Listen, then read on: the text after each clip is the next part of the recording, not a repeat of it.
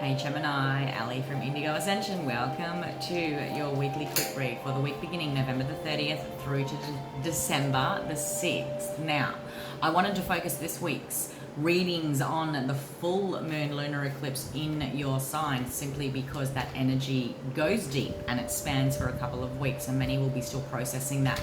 I'm going to focus this reading on how that affects the houses that this eclipse falls in for each of the zodiacs. Now, it falls in your sign, it falls in your first house.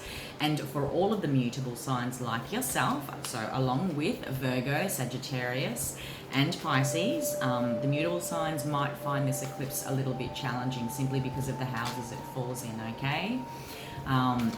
Now, Gemini, back to you. This is the first eclipse in Gemini for about 20 years. Maybe there's a bigger 20-year story. Maybe this energy reflects this retrograde season this year for you. Maybe this simply is energy that's reflected this next couple of weeks for you. So take what resonates and leave the rest, okay? Falling in your first house, this is all about identity, all about self.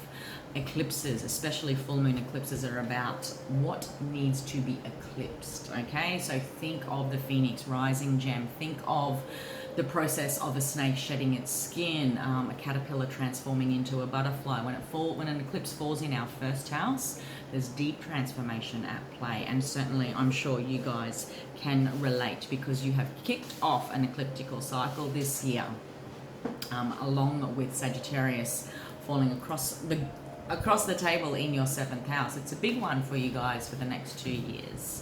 You are leading the North Node, Gemini. This is about destiny. This is about the future you, despite the past you, okay? So it's unique to us all when we transit through the first house, all right? But let's see what Tarot wants to show up to see how that might confirm what transformations are taking place for you guys.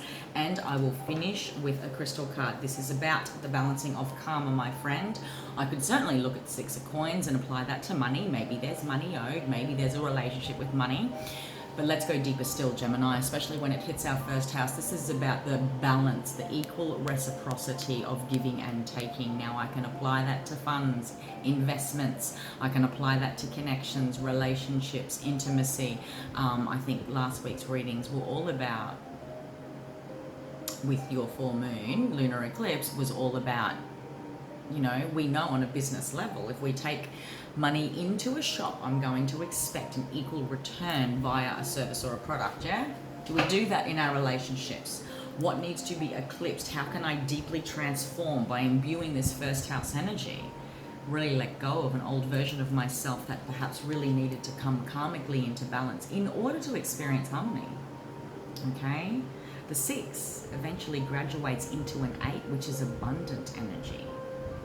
All right, so we go through the 7 very practical assessments. You guys are sort of becoming aware as this hits your first house what needs to truly be eclipsed, allowing yourself to shine, your true self to shine, probably for the first time in a long time. 6, 7, 7. There's some spiritual principles here about, like, you've got double 6s, double 7s. Look at this. Okay, what needs to be balanced in the realms of recognition, needing to be recognized, needing to recognize something that was hidden. Eclipses are beautiful energies for, you know, uncovering what was hidden, all right? Deep in the emotions, there is a story, and perhaps it's been a journey that you've been navigating and feeling confused by for quite a while. This full moon lunar eclipse, you know, it's going to be sitting around for 2 weeks, Gem. There's something here about drawing a strong line in the sand. In order for transformation to occur, we have to decide what death needs to be taking place. What death needs to take place, okay? What part of you? Where are you going to be brave enough to say no more? This, that, or whatever the case may be. There is this future version of you wanting to come through. You guys are on, it's a bigger story. It's a 2-year story, okay? This ecliptical cycle, this year has kicked it off. It's only just begun, all right? And expect to experience a whole new relationship with your emotional world.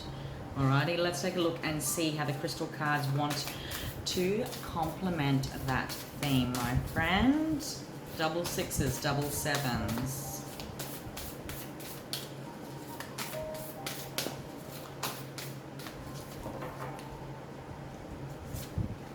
Rose quartz. Is It's always about, rose quartz is always about self-love. Okay, the relationship we have with emotions and self, unconditional love, peace, romantic love, trust, harmony. We're bringing stuff karmically into balance, okay? We're drawing strong lines in the sand, perhaps where we felt overwhelmed by emotions and emotional confusion. We're finally recognizing, thanks to this glaring eclipse, what needs to be brought into balance. Gem, this stone is linked with the heart chakra and works with all matters relating to love and healing of the heart. It is particularly associated with unconditional love, where we seek to offer love to others without expectation of return. In this sense, it is a stone which helps us connect to the divine power of love. Drawing this card signifies that love will soon enter your life, either as a romantic gift or in a way that will help you heal past wounds and move on. Deep transformation time for you guys, okay? Rose quartz is easily attainable, Jen, so maybe you have that at home, alrighty? If you're watching on Instagram and you'd like to book a reading with me, you can do so by heading on above to the bio link. If you're watching on YouTube, you can find that same link in the description box below, but please do like, share, and subscribe if this resonates. All right, Jem, have an empowered week and take care until next time, my friend.